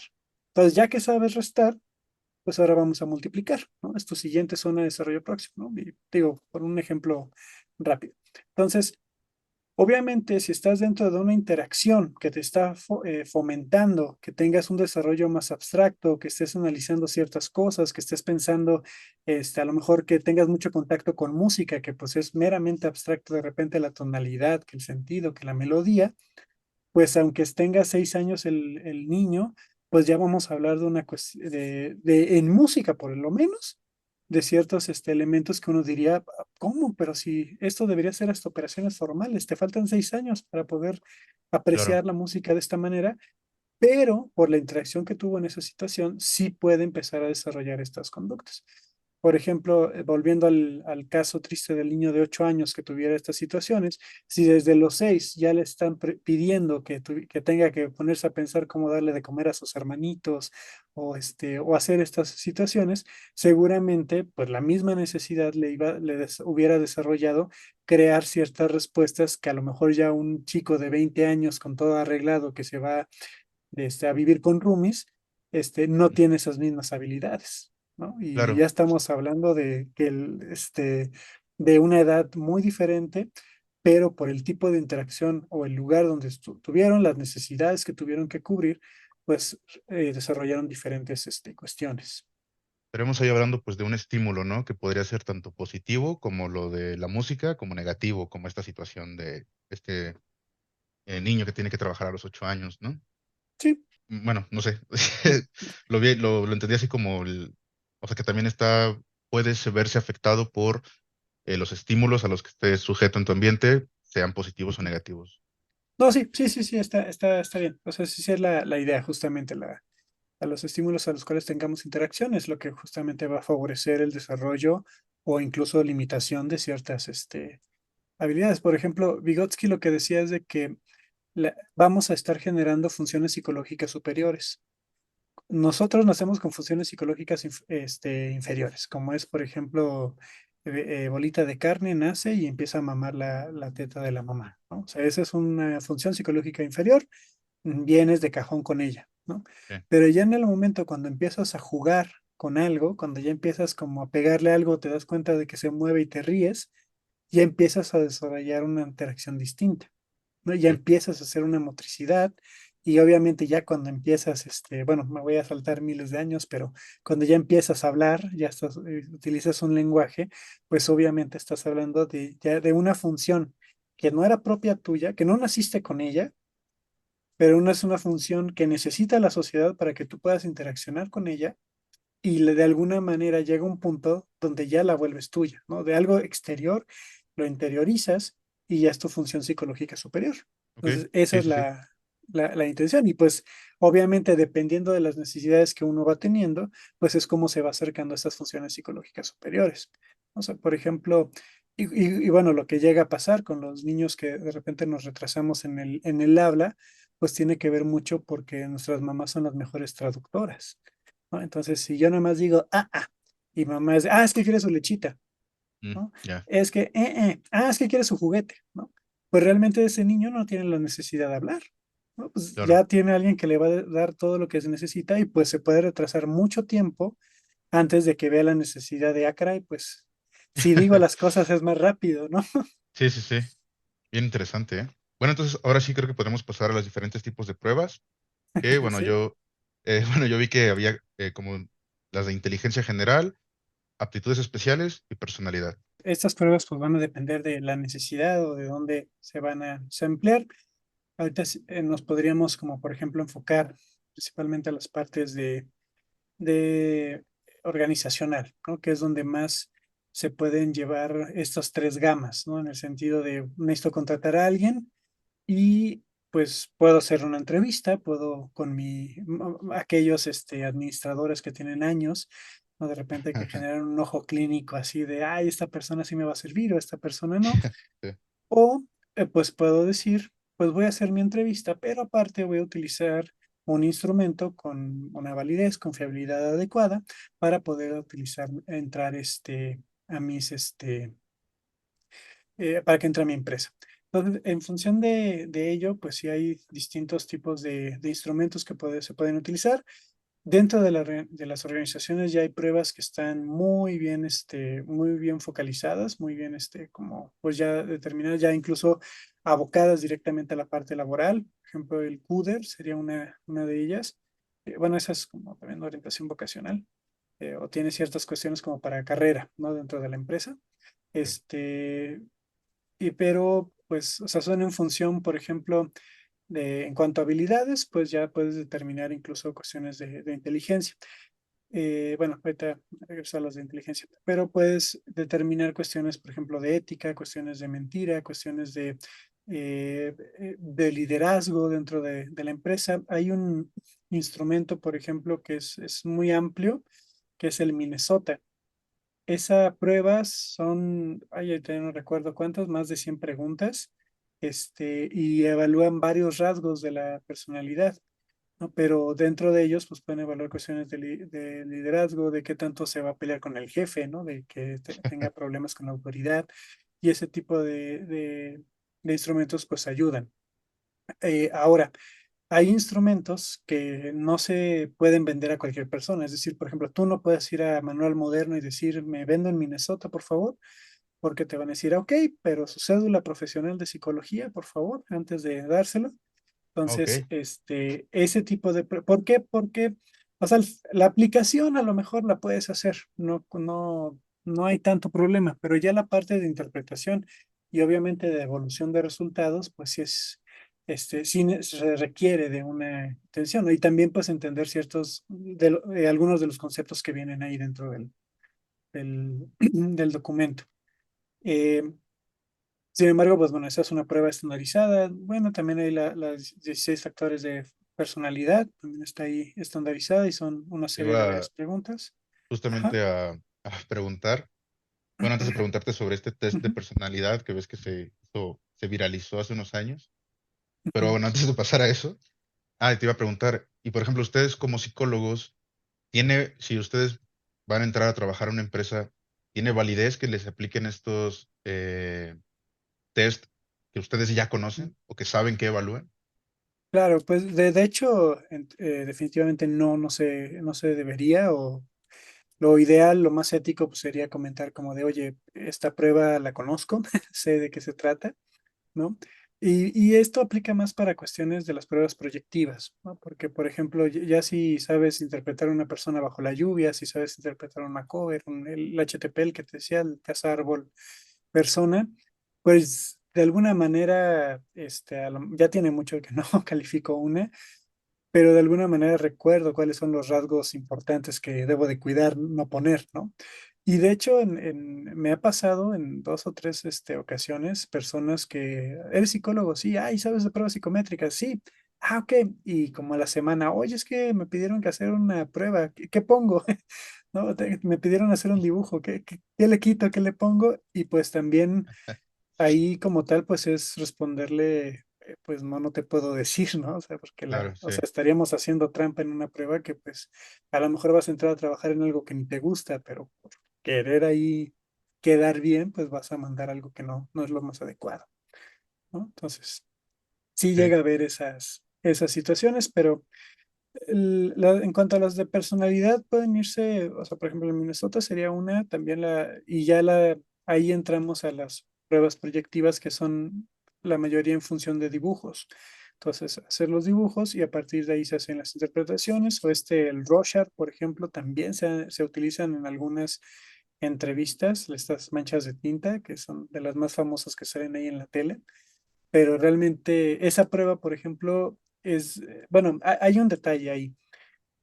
Hay una situación que yo creo que llega a suceder mucho, que muchos entran a la Facultad de Psicología con la plena intención de ser psicólogos clínicos, de ser los siguientes Freud, tener su diván y todo, Ujú. pero ya cuando se acaban la carrera, pues resulta que no hay muchos pacientes que estén ahí tocándote a tu puerta y pidiéndote dar la sesión y muchos llegan a buscar pues entrar al campo laboral, que llega a ser como un poquito más accesible, poder entrar justamente en el área de reclutamiento y selección.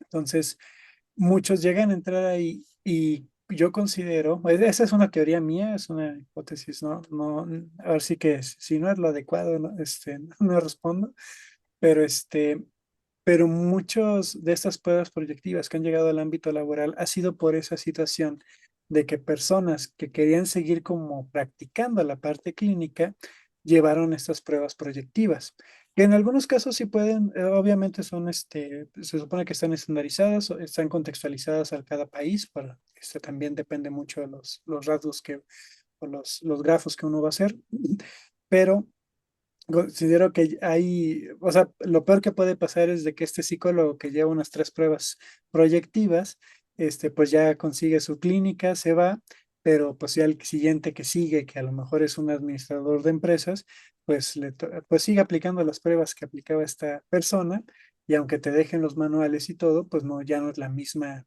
interpretación que se daba antes, ¿no? O sea, ahí cambia Sí, la cosa. claro. Por ejemplo, el Rorschach sí, es un instrumento que, por ejemplo, es lo que sé, lo que estado y todo, yo no lo recomendaría, por ejemplo, para entrevistas. Entiendo que sí, en algunos casos sí se llegan a aplicar, pero ya a lo mejor para ver ciertos puntos muy en específico, pero yo creo que serían casos muy puntuales. Fíjate que eso me han parecido bien curiosa esas pruebas porque o sea, no entiendo cómo estandarizaron o sea, cómo es que un dibujo te puede dar tal vez tanta o no sé qué tanta información les supone que da. Ujú. O sea, esto de dónde viene o cuál es como la premisa de estos tipos de pruebas con dibujos y esas cosas.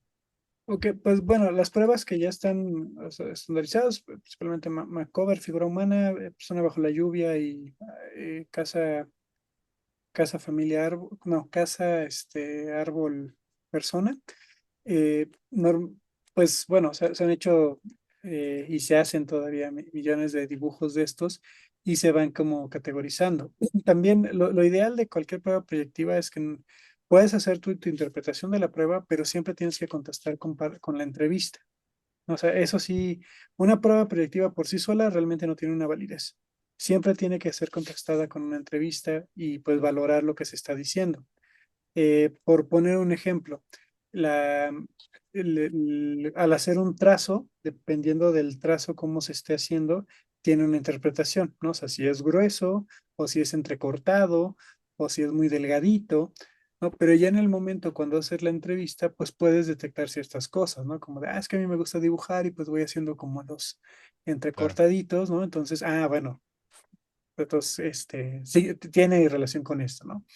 o ya cuestiones como de a un niño que dibuje, por ejemplo, a Goku o algo así, que llega con el cabello puntiagudo y largo y todo, pues también, si no le preguntas, oye, ¿a quién quisiste dibujar o todo? Pues podrías también hacer una interpretación errónea.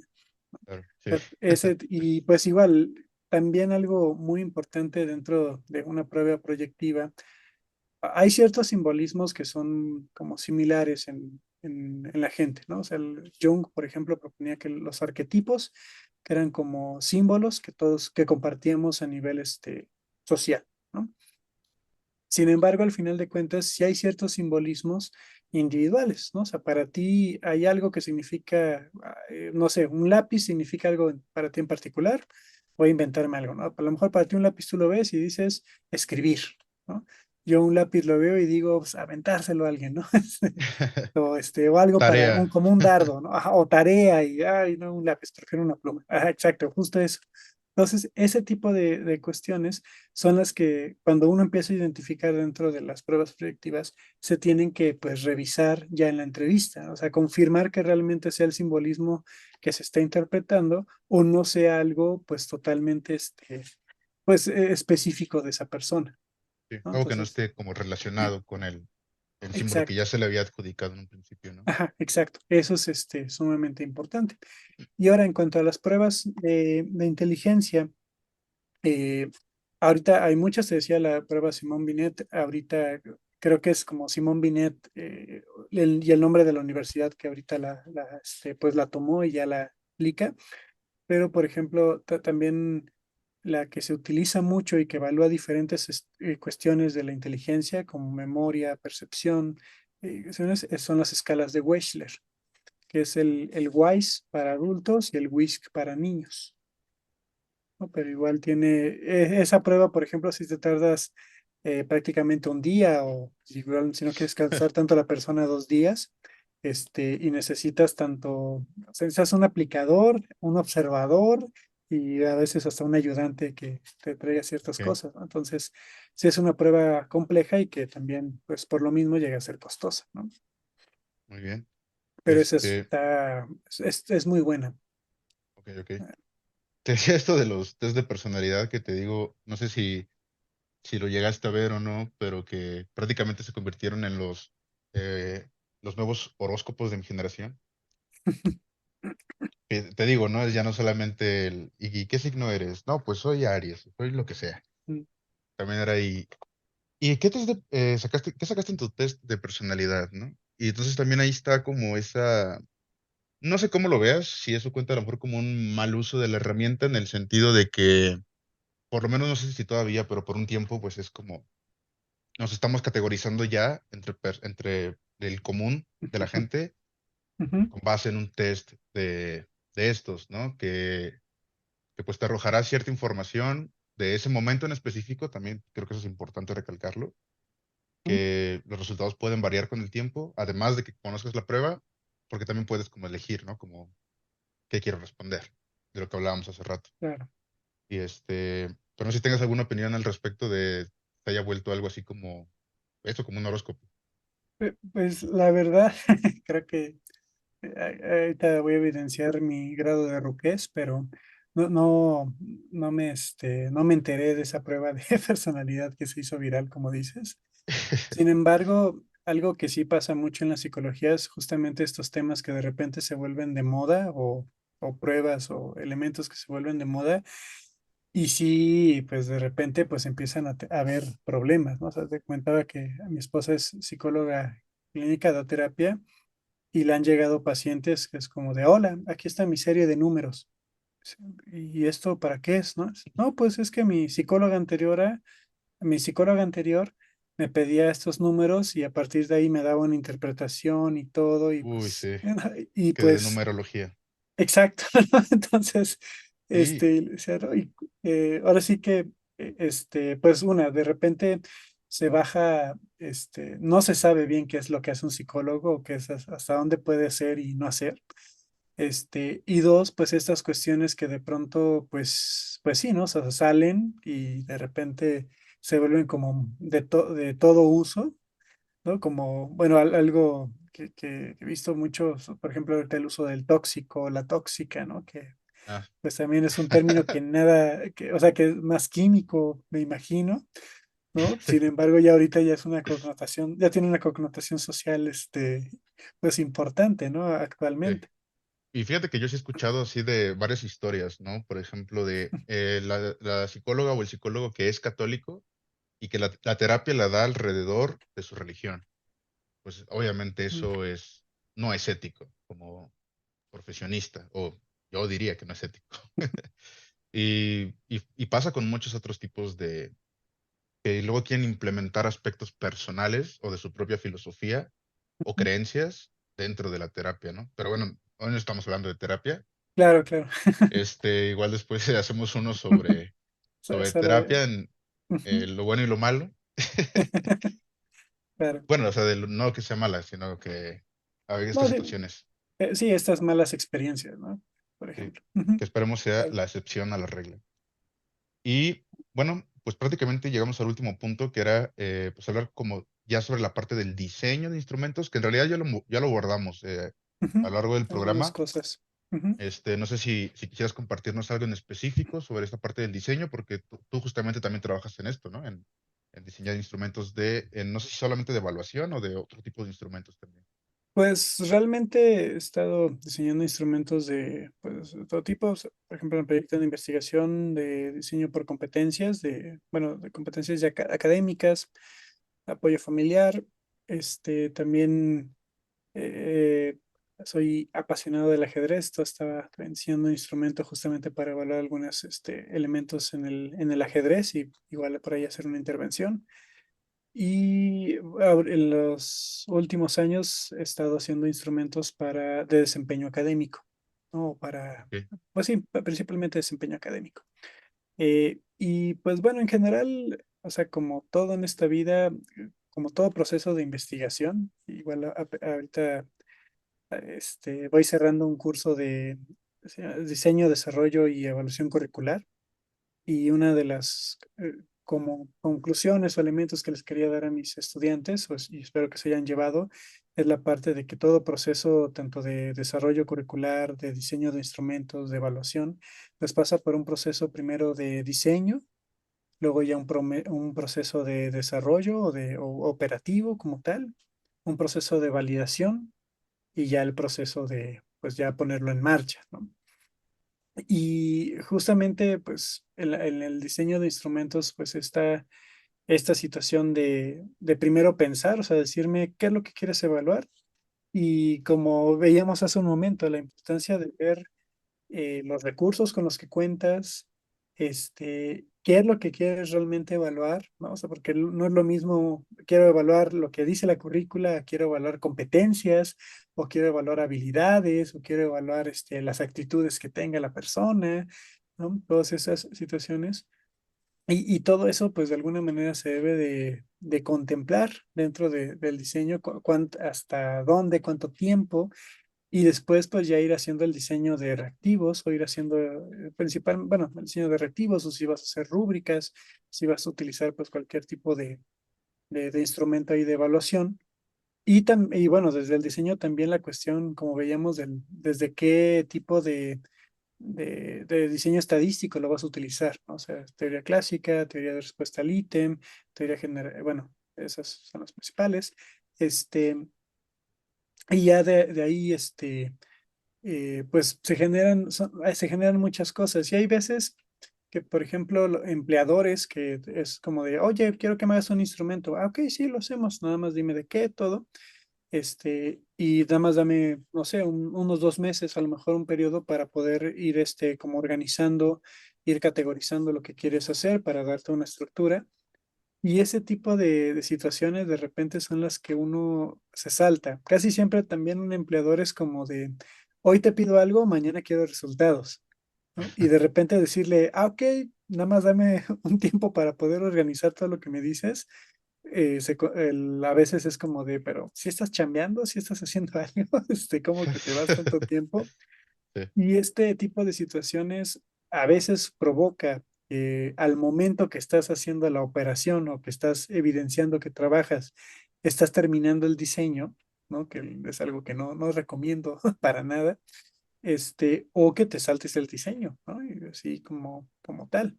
Ese es pues llega a ser un problema que pues de alguna manera al momento de presentar el proyecto pues debes de comentar, ¿no? Como de, mira, aquí nos podemos tardar 3 meses, nos podemos tardar un año.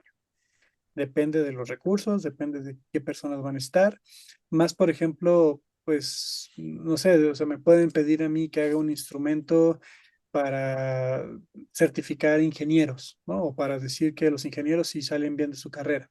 Ok, como sabes, pues no sé yo nada de ingeniería, ¿no? Entonces, ¿qué necesito? Pues ingenieros que me puedan ayudar a determinar cuáles son las categorías o cuáles son los conocimientos, cuáles son las Claro, herramientas.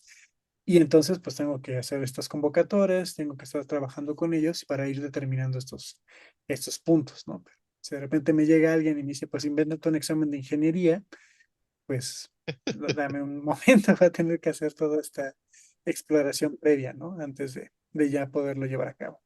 Ujú. claro. Sí, y en general todo esto se llaman así, ¿no? O sea, como el diseño de instrumentos de evaluación. Ah, exacto. En general.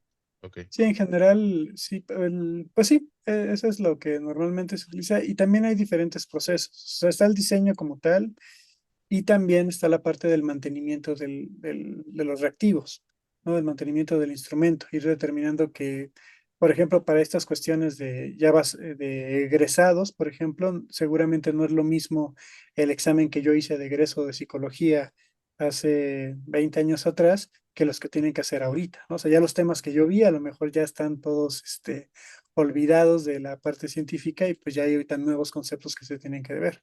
Entonces claro, se claro, tiene que actualizar esos conceptos. En medicina, por ejemplo, de que mañana ya el ibuprofeno ya no se usa porque detectaron que tenía algunos problemas, ¿no? Entonces, ese tipo de situaciones, pues también se tienen que ir, pues de alguna manera adaptando y revisando que siga siendo un instrumento, un reactivo, adecuado, ¿no? claro, Entonces, también va el mantenimiento, va la calibración, los puntos de corte para ver quiénes van a pasar o quién no los exámenes, o si son instrumentos, por ejemplo, para evaluar constructos, como el que decíamos de la imaginación, constructos de desarrollo organizacional, por ejemplo, dentro de una empresa, pues también se pueden desarrollar y pues tienen otros, pues, bueno, y otros procedimientos, ¿no? Como tal. ok. Pues muy bien.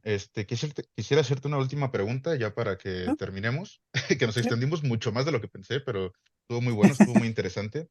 Ujú, Quería preguntarte sobre dónde sitúas temporalmente a la psicología como disciplina, sea ciencia o no sea ciencia, como le quieran llamar, estén escuchando. ujú, Porque a mi manera de verla, yo siento que la psicología está todavía en pañales, por decirlo así.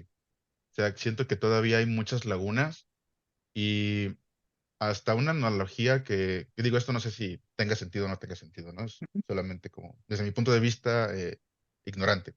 Por ejemplo, esta situación que pasa en la física actual, que ahorita está estancada, por decirlo así, porque todavía no podemos compaginar de lo macro con lo micro. No tenemos la ecuación que nos describa por completo todo en cualquier situación. Y es como ese va a ser el siguiente gran salto en la física, ¿no? ujú, Y con la psicología yo a veces he pensado en que en algún momento me imagino que podría transformarse en un híbrido en el que combine el aspecto social de la disciplina con estos aspectos, por ejemplo, de neurobiología, ¿no? Que en algún momento podrían encontrarse para poder hacer una descripción más exhaustiva de muchas de estas características relacionadas con la mente y también también poder medirlas a lo mejor de una manera distinta. Te lo iba a mencionar hace rato y se me olvidó. Vi yo una conferencia hace unos meses de un español que, bueno, él asevera, ¿no? Que ya encontró como la manera de medir la creatividad. Y él basa esa investigación y ese libro en ondas cerebrales, ¿no? Y asocia un valor de tal frecuencia de una onda con un proceso creativo. Y entonces es como, ok, es que ya te puedo explicar y te puedo cuantificar qué es el proceso creativo, cómo funciona y etcétera, ¿no? Entonces no sé qué tan correcto esté toda esa cuestión, no es como que haya checado el artículo, pero yo he pensado, ¿no? Que a lo mejor en algún momento podríamos encontrar como esa compaginación entre ambas ramas. Ok, pues en ese sentido creo que me iría justamente como a la parte de las áreas de la psicología o consideraría que las diferentes disciplinas, perdón, de las diferentes áreas dentro de la psicología están como a distintos niveles en cuanto al acercamiento a lo mejor a ciencia.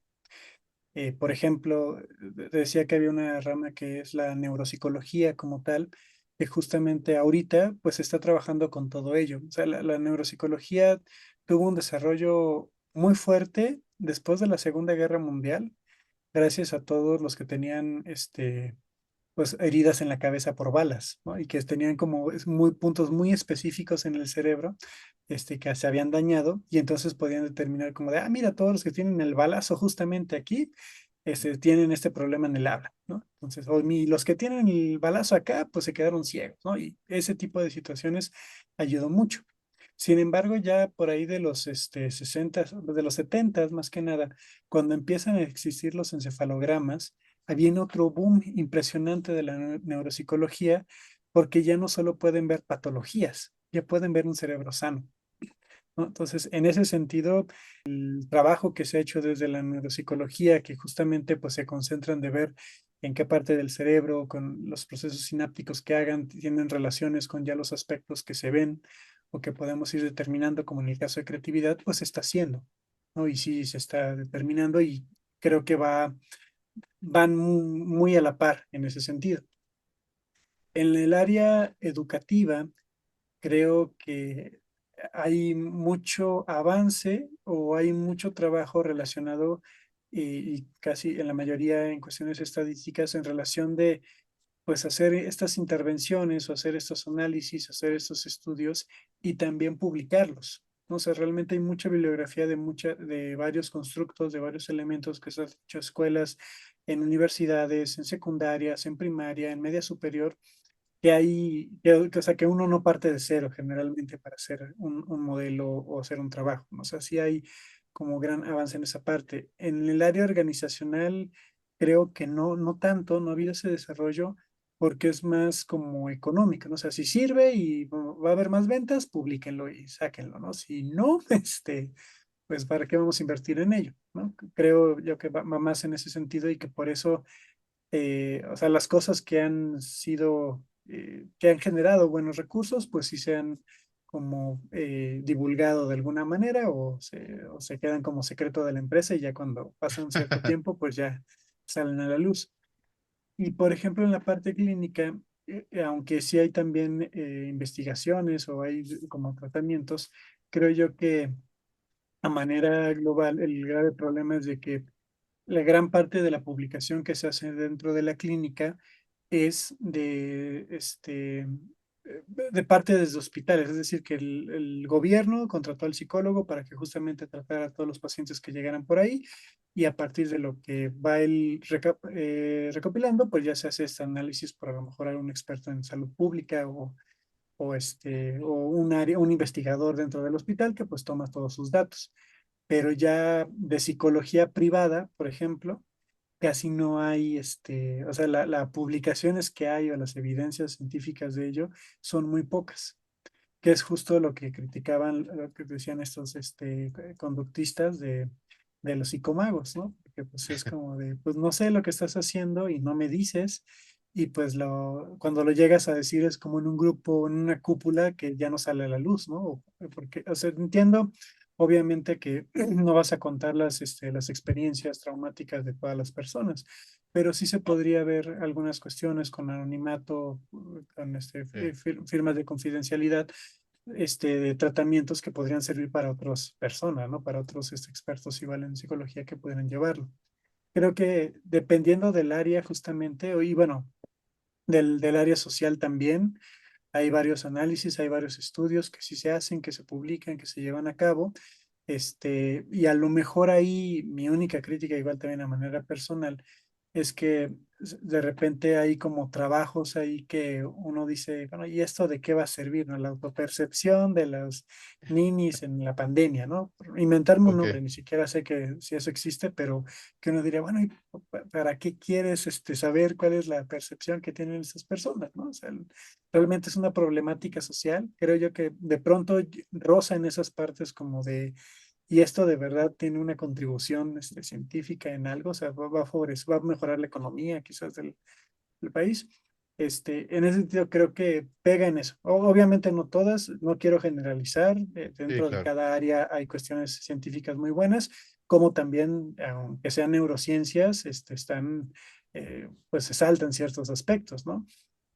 sí, Inclusive, pues algo que también pues, que he notado o que llega a pasar, por ejemplo, en psicología, está este mito y que comprobé en la facultad, de que algunos entraron a la facultad de psicología huyendo de las matemáticas. ¿No? O sea, directamente así cuando, oye, ¿y por mm, qué estudiaste psicología? Pues porque me creí que aquí no iba a haber matemáticas. claro, Y chocan de golpe con estadística. ¿No? sí. Y muchos también pasan estadística por la calle de las amarguras, pasan la materia y se olvidan totalmente de la estadística, ¿no? Entonces ya también llega a haber este problema, o estas situaciones ya al final cuando quieren hacer una tesis, un trabajo, quieren publicar, que pues ya prefieren no hacerlo porque por las carencias que tienen de de metodología, igual no solamente estadística, metodología de investigación, como tal, de repente en psicología, no, bueno, a lo mejor no está demasiado difundido y pues también la parte ya de como de difundir las buenas prácticas, de hacerlas replicables, de que pues, realmente otro colega las pueda utilizar, pues ya no pasa, ¿no? Y empieza a quedarse como, pues aquí a secreto o aquí entre cosas, aquí a mi compa te voy a decir, y pues ya eso ya no pega en la ciencia, ¿no? Ya raya como pues ahí, En otra cosa. ajá, sí, exacto, ¿no? En algo de amigos, nada más, ¿no? Sí, sí, sí. Ujú. Pues muy bien. ¿Algo más quieres decir antes de que despidamos el programa? Pues mejor lo dejo así para que haya una segunda parte y en otro momento nos Sí, sí, pongamos a sí. conversar de otros temas. Pero pues bueno, de verdad muchísimas gracias por el espacio. Pues sí, la psicología y la evaluación siempre da para más, siempre da para muchos temas. Entonces, y bueno, encantado, realmente es una de es mi grande pasión a lo que me dedico y pues sí, con todo gusto lo compartimos las veces que lo requieras. Dale, primo. ¿Mm? Pues muchas gracias a todos por escucharnos. Espero que les haya gustado y recuerden seguirnos tanto en Spotify como en YouTube. Comenten qué les ha parecido o sobre qué tema les gustaría escuchar. Y si hay algo en lo que nos hayamos equivocado, favor de hacérnoslo saber en los comentarios. Recuerden Por que es favor. importante combatir la desinformación, incluso si la está causando uno mismo por accidente. Hasta la próxima. Quedó muy bien, ¿eh? Me gustó mucho.